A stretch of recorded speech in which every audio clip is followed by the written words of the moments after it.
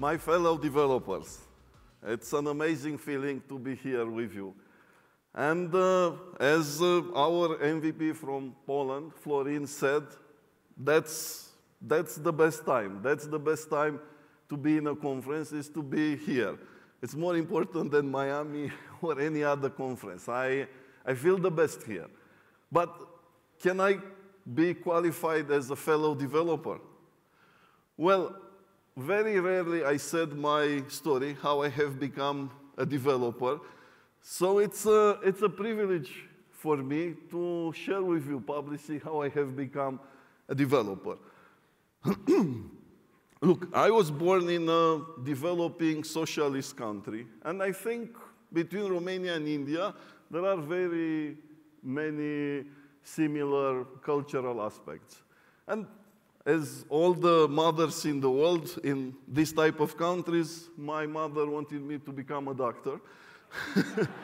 But I was gifted with a bit of talent for math, and an engineering career was clear for me. So while I was able to cruise through high school, going to the university was quite of a big shock for me. So I went for math and computer science, but it was very early days. We didn't even have computers, really. We were learning mostly theoretical stuff. So university was really not for me. So in Romania, I went through a lot of turmoil in the beginning of 90s, when it was a change of political system. So I was kind of desperate there. I didn't know what to do. I couldn't envision a career for me. Out of math or computer science, nothing looked like I can do something. And at some point, I was lucky to meet an old friend of mine. And we were chatting, and he told me, look, I just got a job. And I asked, what kind of job? Like a developer. Wow, and what's the salary? I asked him, because it was important too. And he said me $300 per month. I don't know if you are able to recollect, but it was a king's pay.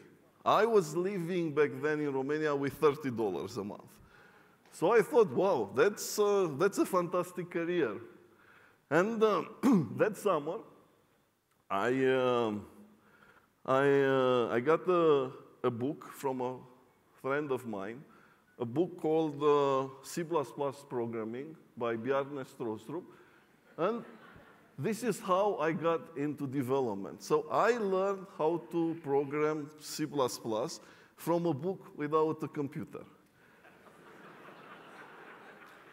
I'm not kidding you. I read that book.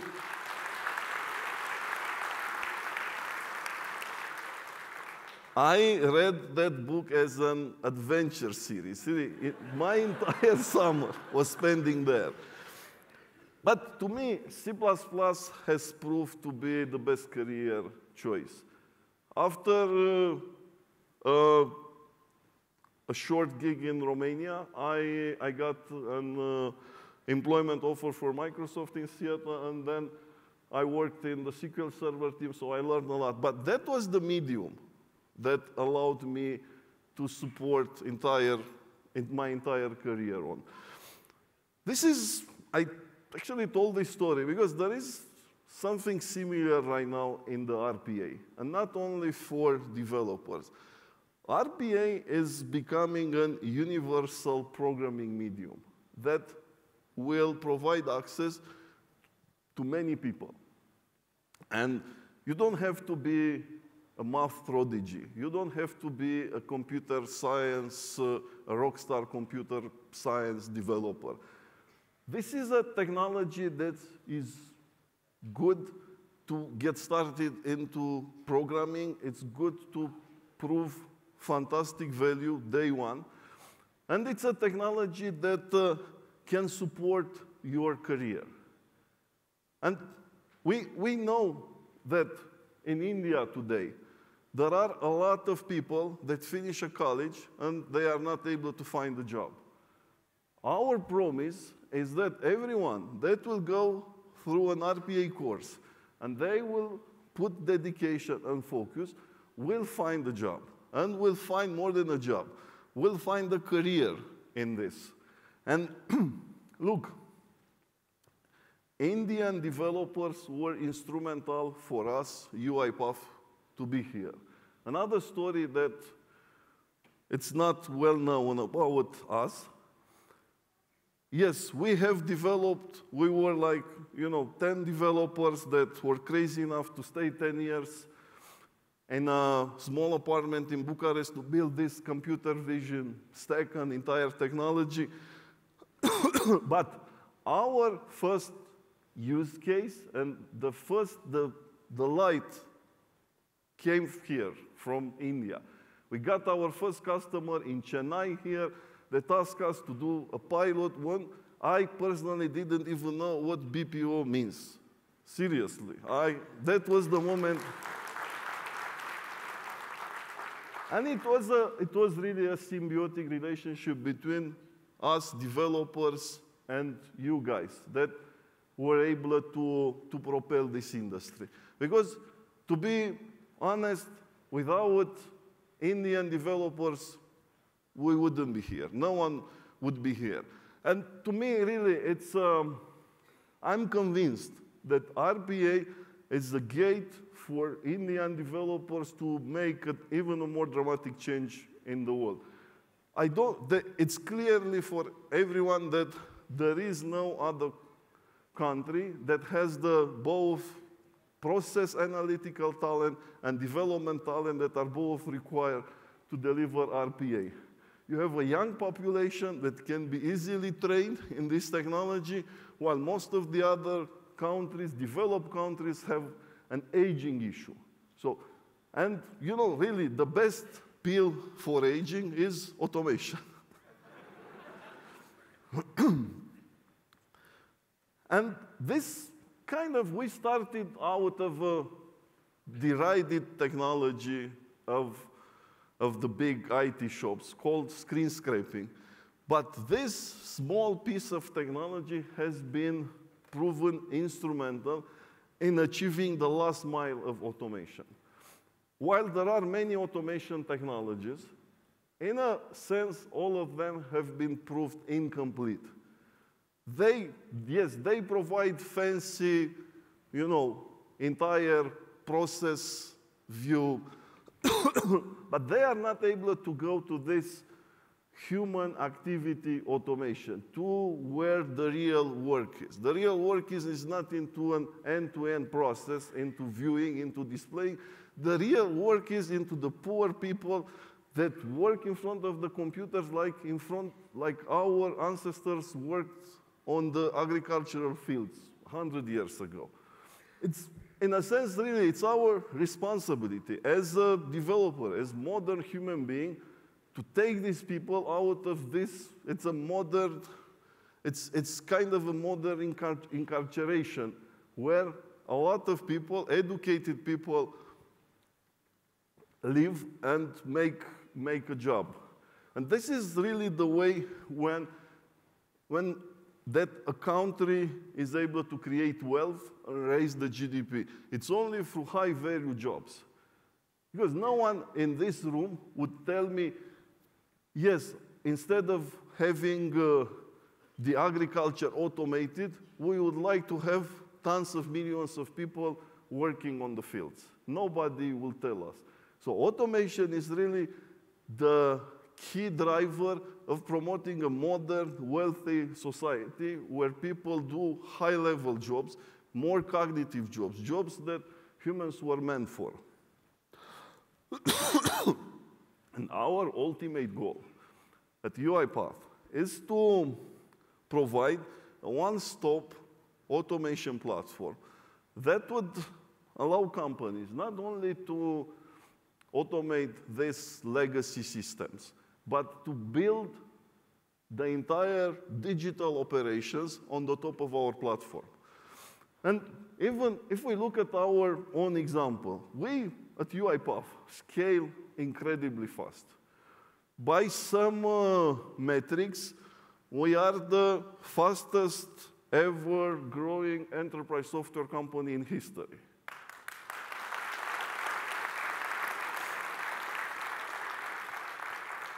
And I have numbers to prove it. Our revenue is right now $180 million recurring revenue, annual recurring revenue. As I know, it's almost double than our next competitor. And think about, 3.5 years ago, we were 10 people in an apartment.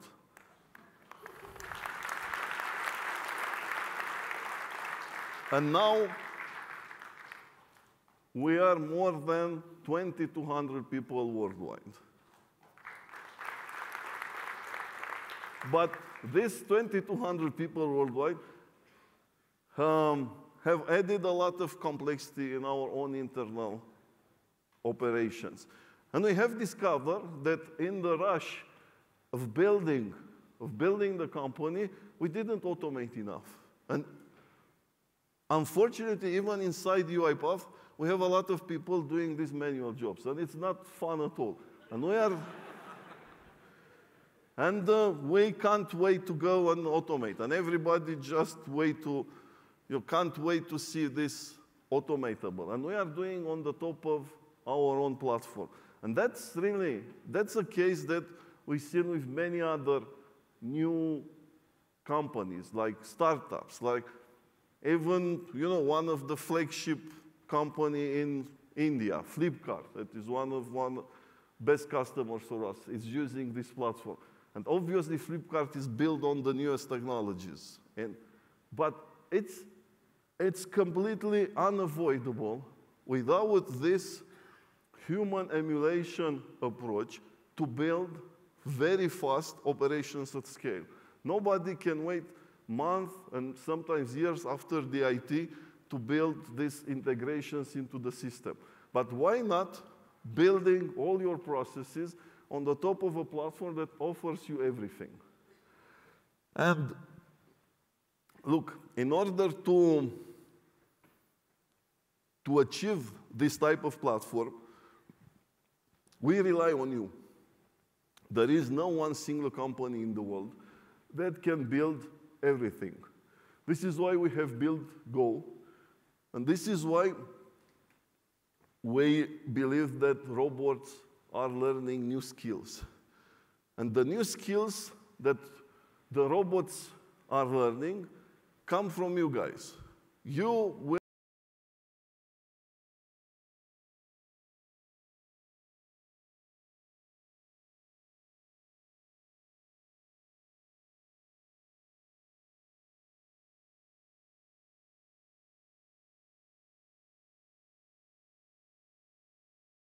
This is going to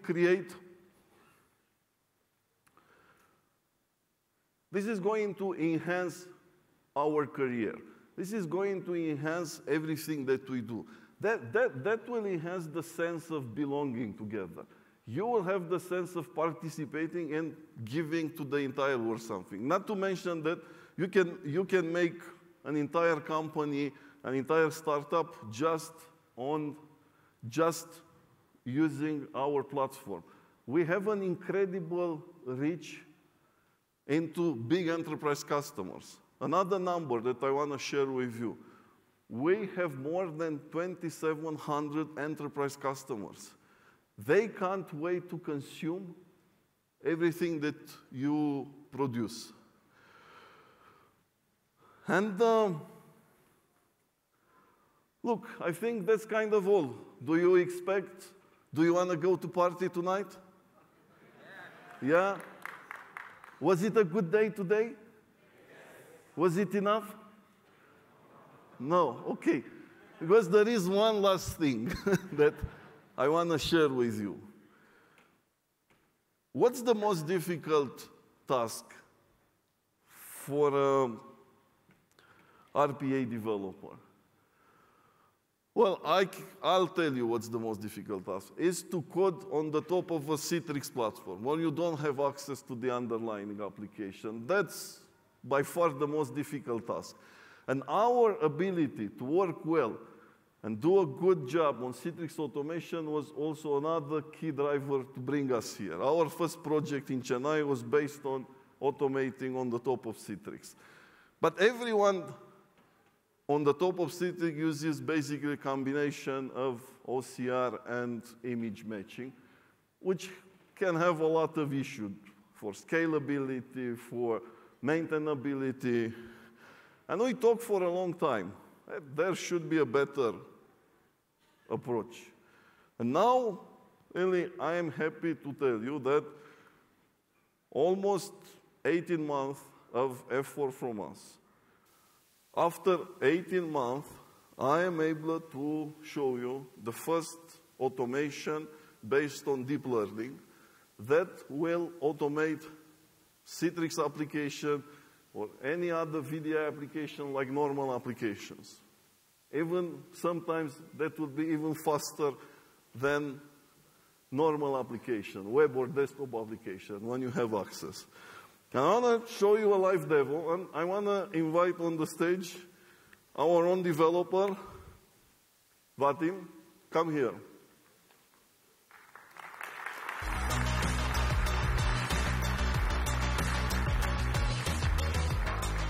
Hey. Thank you, Daniel. Okay, can you guys hear me at the end? Okay.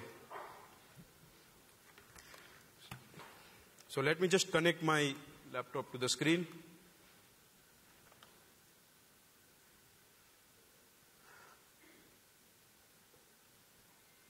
Okay. Everyone is able to see the screen, right? So what we are going to do today is we are going to talk about the computer vision that we have built, which will be available very soon for everyone. It is available in the beta feed, so you can download and let us know what you think about this feature. I'm going to show you how to use this. So using this feature, it doesn't matter whether you are automating a Windows application built on .NET, Java, SAP, or any other platform. It can be a Citrix application. It can be a Flash web application, which is almost impossible to automate right now. Anything you can automate with this one. And the main challenge that we face today is the automation available is only on the Windows automation, right? Windows operating system. With this model, with minor tricks, you can train the machine learning model to work on any operating system. Right now, we have trained the model on 2 operating systems, Windows and Linux, so you can automate those 2. Let's see a live demo, how it works. So I'm going to launch Internet Explorer. We'll go to Google. I need to search, so I go to Google. I'll search input form.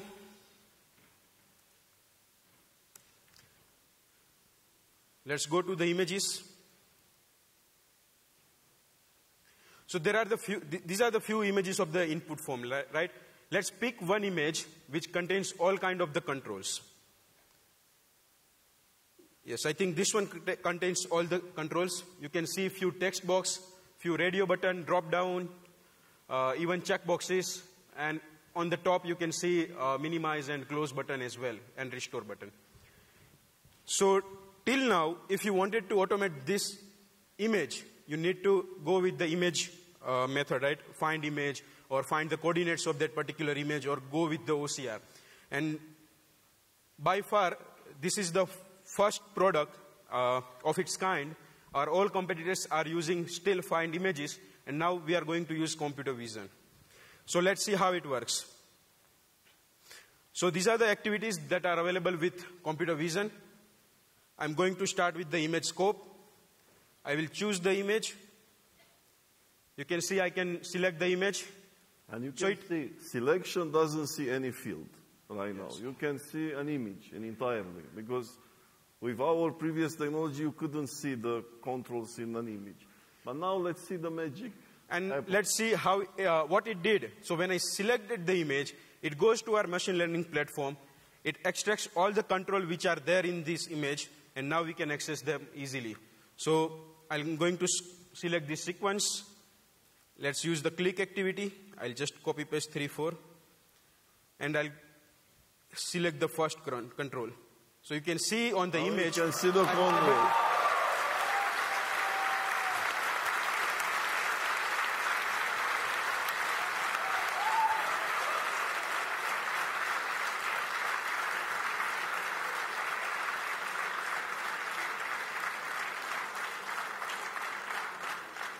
So not only the text box, but even drop downs, even the check boxes, even the radio button, right? Let's see how many controls I'm able to see on this image. These are the controls I can see at once, and I can automate any of those. Let's start with very simple text box. So this is the text box. You can see it is able to identify the type of the text box, which is vendor code. It understands this is the vendor code text box, and it can automate by itself. Yes, you should understand this. We know that we have to pick up the text box and the label next to it, and our technology discovered this is how you best identify it. Just in one click, you just indicated the text box.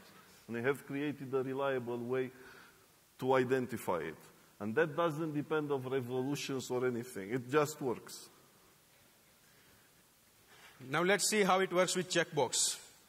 So let me check this button. So I'm able to check that particular control, but there is no reliable anchor for this. So what do you do in this kind of situation? Just find the text, click on that, and it is all you need to do. So even if by default it is not able to identify the control's reliable text, you can create one. Let's see for another control, maybe a radio button. So for this modification radio button, I'm going to try, see if it is able to identify that. It works. And let's try one more thing. We'll try to close the image. You can see I can identify all three images over here as well. So I'll select this close button. My machine learning model understands this is a close button, and it will create an activity to close the window as well. Great.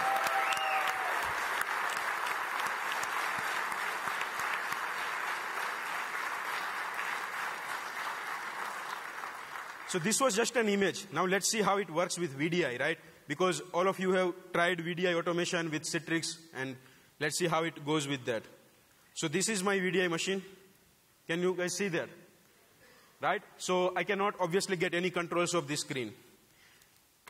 I'm going to create a workflow, and let's see how it goes. So again, I'll start with the image scope. Let me go to VDI, open SAP screen.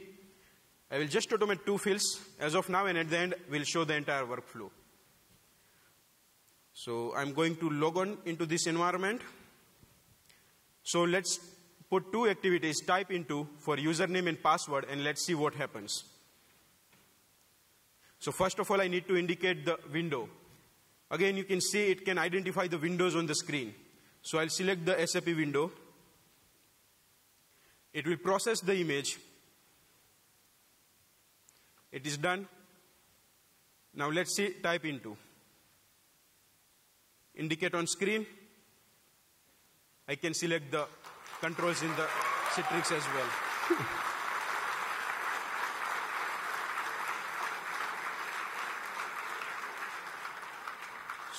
So I'll click on this text box.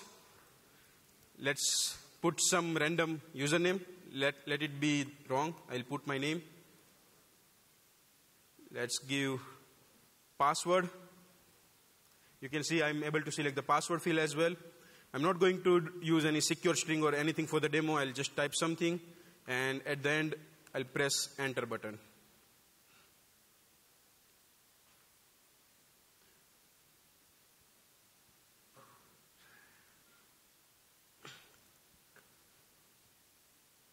Yes. Now let's execute the workflow and see if it works.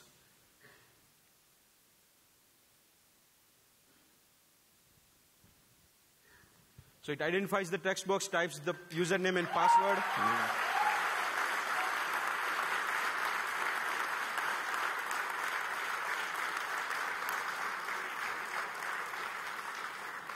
You can see it has hit the enter, and in the message box, you can see at the end, name or password is incorrect. So it tried to log in, but these credentials are obviously not there, so it failed. Now let's see a live example. I have created a workflow that I'm going to execute live, and we'll see what it does. It will go to my machine, which is my local machine. It will open an Excel file. It has 2 columns, vendor name and vendor country. It will go to VDI, log in into SAP. It will search for that vendor, and it will take out the postal code for that particular vendor in that country. Okay? So this is the workflow. You can see the same kind of images that I have used here, the same activities as well. Either it is type into or a click, type password. So let's start the execution first and see how it goes. So it is reading the Excel file. I have put some delay so you can see the screen, but it is very quick. It is just as fast as you can do in UI automation. So it will launch the SAP.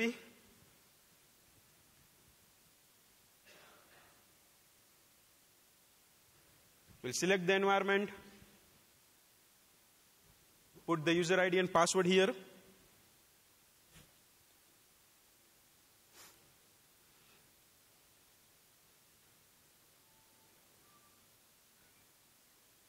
We'll execute the T code to get vendor details.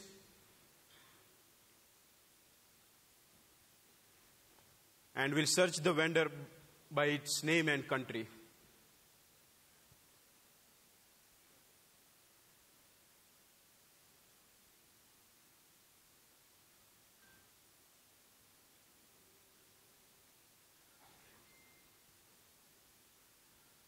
So these are the information for the first vendor. You can see the vendor code there, 0651 around something. And I have three vendors, so we'll go one by one and collect the postal code for all of these three.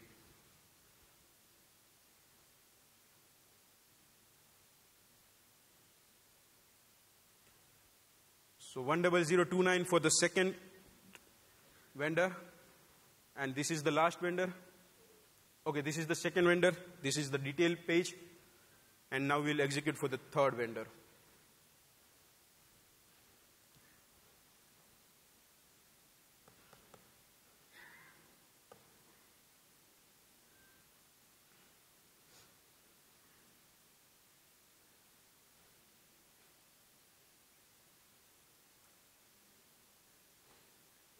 So now I have collected, my bot has collected all three information.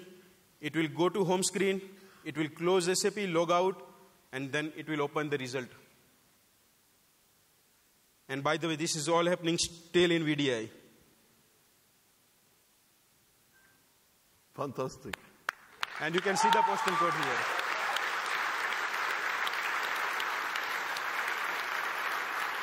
Right?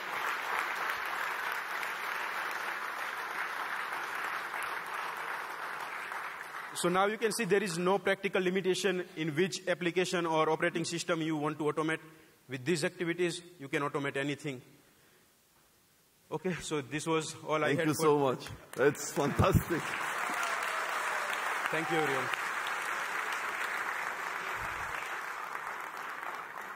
Yes. Please take into account, this was a live demo. Live as in live. I'm sure you can't wait to get this technology into your hands, and this is going to be a game changer. That will simplify your life in the UI coding, and you can focus on what really matters in the automation of the processes. Well, is it enough? Well, I have one last thing this time.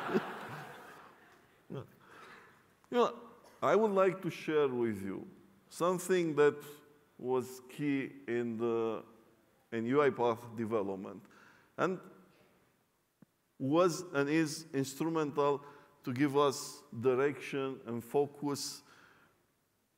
And look, this bunch of 10 people from an apartment without management skills somehow were able to build big company, a startup. It's basically, it's the dream of all of us.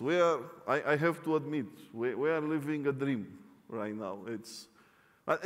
You should know, it's a dream after 10 years of hardship where we could have been dead every month, but now we live the dream. And I want all of you to live the dream. And I want all of you to to live a good life and have a good career. And that not necessarily, you shouldn't necessarily build a startup for this. But I think what's the most important thing for you is to have good values, good behaviors, and live them. And I want to share with you our core values and behaviors. Like we summarize it in the pillars of our culture. And by any thought that we have, that was the main driver that put us here. The first pillar, the center pillar in our culture is humility. I know that might come a bit as a shock. I haven't heard of any company that put humility in the center of their culture, because humility in many regions of the world is associated with kind of being a servant, not being bold enough, not being powerful. Powerful people don't show humility, they show arrogance. Well, I can tell you, this is the core value. This is the core value of the modern individual. In a world that changes as fast as our world, you don't survive being arrogant. And one of my biggest lessons in life happened again from our experience in Chennai, in India.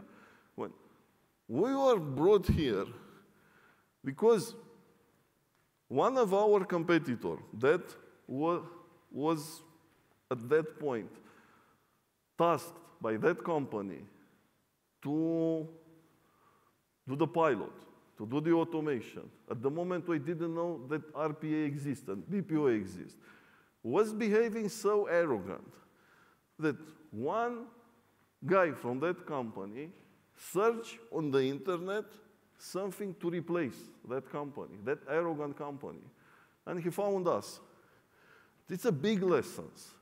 And humility gave us, in our culture, the desire to listen to the customer, to always do what's valuable for the customer, not what's valuable for us. It's a very big lesson.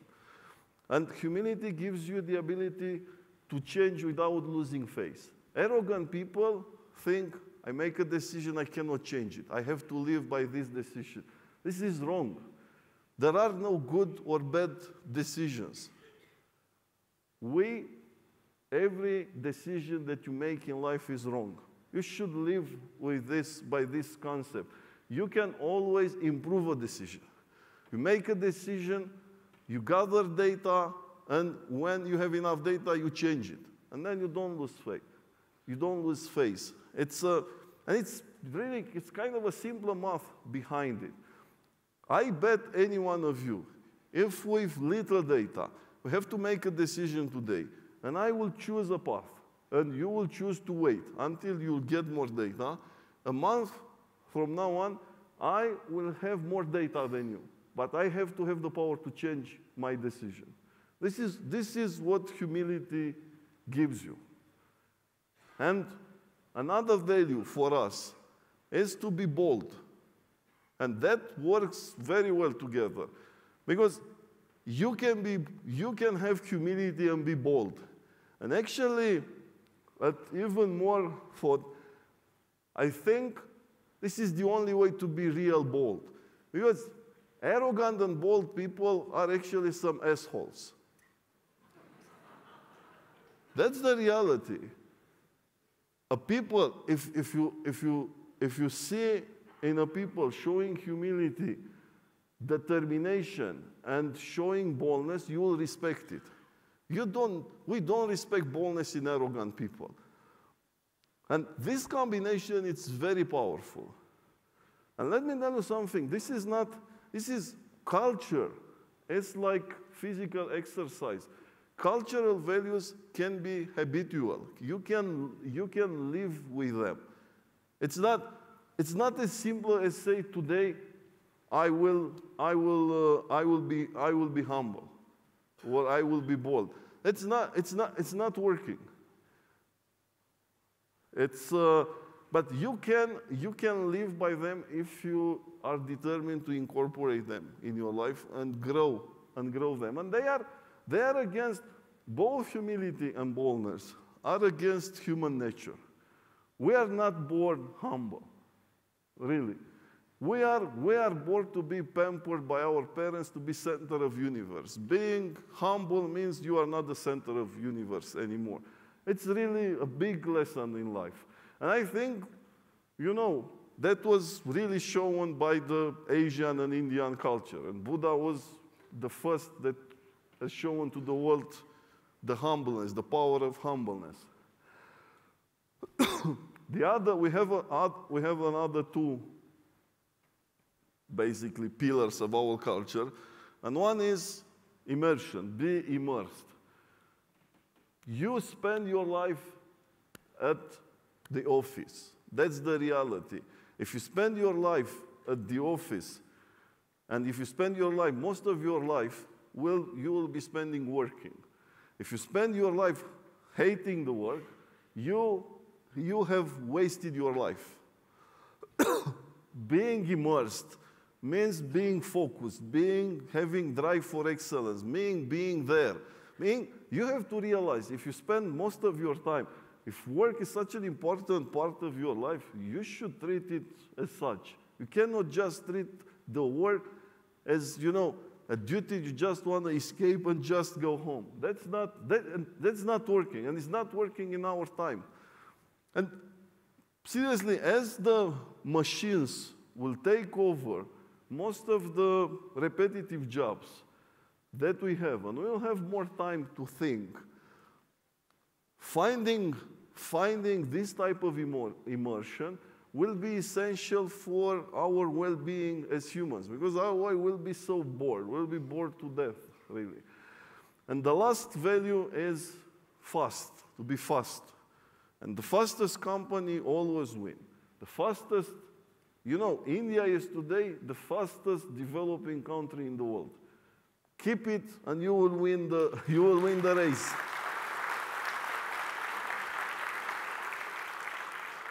But you can be, these